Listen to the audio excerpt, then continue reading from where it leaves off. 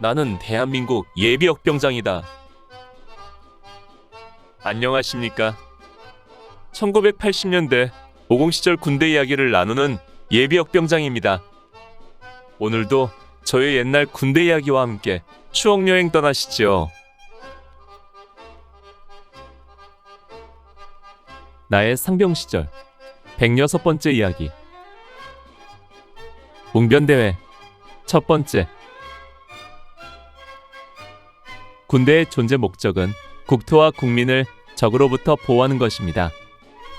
따라서 전쟁을 대비하여 부단히 훈련과 연습을 하며 전투력을 길러야 합니다. 그러나 그렇다고 해서 군대가 전쟁 연습만 하는 집단은 아닙니다.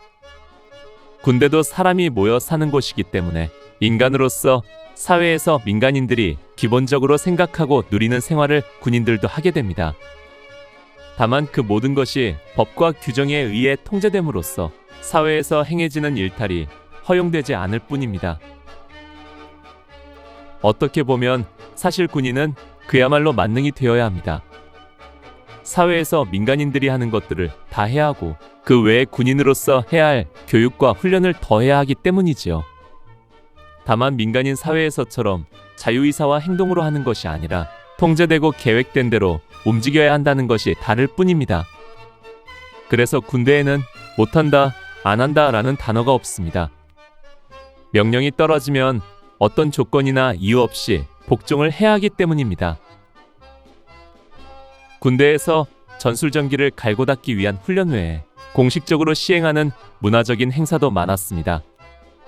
일병 시절 추억담에서 다룬 진중 창작 작품 출품을 위한 정훈과 파견 생활이나 문선대 활동같이 각자가 가진 재능을 활용할 수 있는 기회도 나름 있었습니다. 그 밖에도 집단군 문화 군가 합창대회 그리고 웅변대회 등도 개최했지요.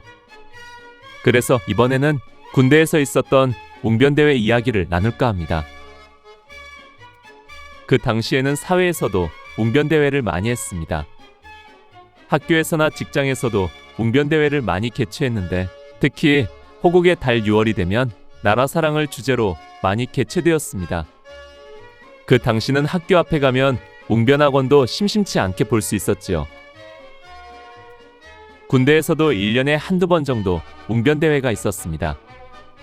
내가 졸병 때인 1981년에는 3월 14일 연대 전술전기 경연대회 중에 웅변대회가 있었는데 그 당시에 우리 소대 장화무게 상병이 출전하였습니다. 그는 학창시절부터 웅변대회를 많이 참가하였다는데 그는 대회 며칠 전부터 원고를 쓰고 목소리를 가다듬고 연습을 했었습니다. 이날 장상병은 연대에서 1등을 차지하여 우리 중대의 위상을 드높였었습니다. 1982년도 대대 웅변대회 소식이 알려진 것은 우리가 한창 중대 자유훈련을 뛰고 있던 6월 17일이었습니다. 대회 일정이야 그 이전에 세워졌고 중대에 통지되었겠지만 육격 산악훈련에 이은 100km 행군과 곧바로 이어진 중대훈련 등 숨가쁜 일정 속에 중대에서 웅변대회까지 챙기기는 어려웠을 것입니다. 게다가 중대자유훈련을 마치고 복귀하면 곧바로 다음 주에 중대 ATT를 출정해야 할 우리 중대로서는 사실 다른 것을 생각할 겨를이 없었습니다.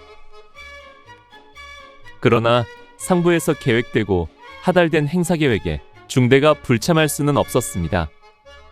결국 코앞으로 다가온 웅변대회에 출전할 선수를 선발해야 하는데 중대장은 군대식으로 명령을 내렸습니다. 대대 웅변대회가 6월 19일 오전에 실시된다. 주제는 의식개혁. 각 소대에서는 한 명씩 웅변 선수를 선발하여 오늘 안으로 보고하도록 하라. 참으로 어이없는 명령이었습니다. 이틀 뒤에 실시할 웅변대회를 무슨 수로 준비해서 참가한단 말인가. 게다가 중대자유훈련으로 야전에 나와 있는 상황에서 무얼 어떻게 하라는 것인지 갈피를 잡을 수 없었습니다. 19일이면 우리가 중대훈련을 마치고 복귀한 다음 날이었습니다.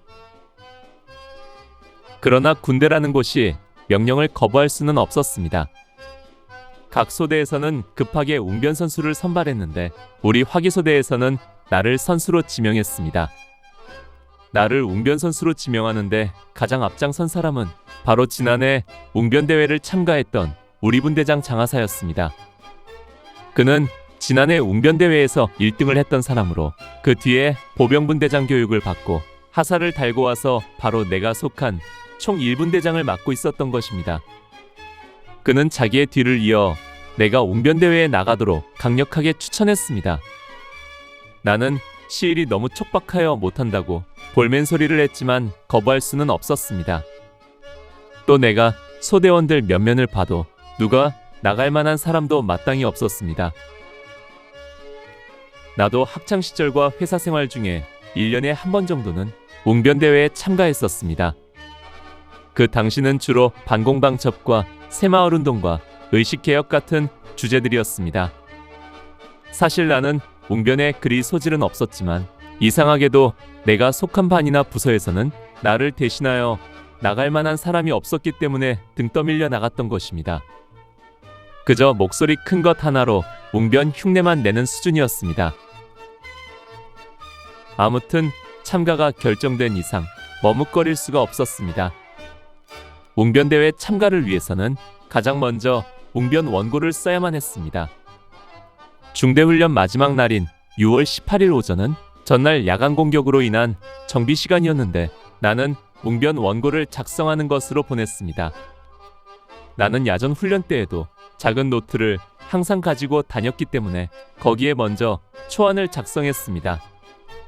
분대장 장하사가 내가 쓴 원고를 웅변 형식에 맞게 고쳐주고 끊어 읽을 곳과 강조할 부분 그리고 감정을 담아 호소할 부분 등을 표시해주고 여러 가지 코치를 해주었습니다. 웅변에 관하여는 전문가였던 장하사는 나보고 수경지 뒷산으로 올라가서 연습을 하라고 했습니다. 자기는 학생 때도 그랬고 지난해 부대에서 웅변대회 참가를 위해서도 부대 뒷산에 올라가 연습을 했다고 합니다. 웅변은 목청을 최대한 개방해서 시원하게 외쳐야 하는데 사람이 많은 곳에서는 그렇게 할 수 없기 때문에 아무도 없는 산 위에 올라가 연습하는 것이 가장 좋다는 것이었습니다.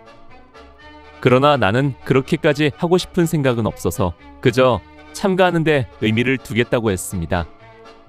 장하사는 미진한 생각에 이것저것 코치를 했지만 나는 텐트 안에서 한번 연습해보고는 곧바로 중대훈련을 마치고 부대로 복귀했습니다. 오늘 추억여행에 함께 해주셔서 감사합니다. 다음 이야기를 기대해주시고 구독과 좋아요 부탁드립니다. 당백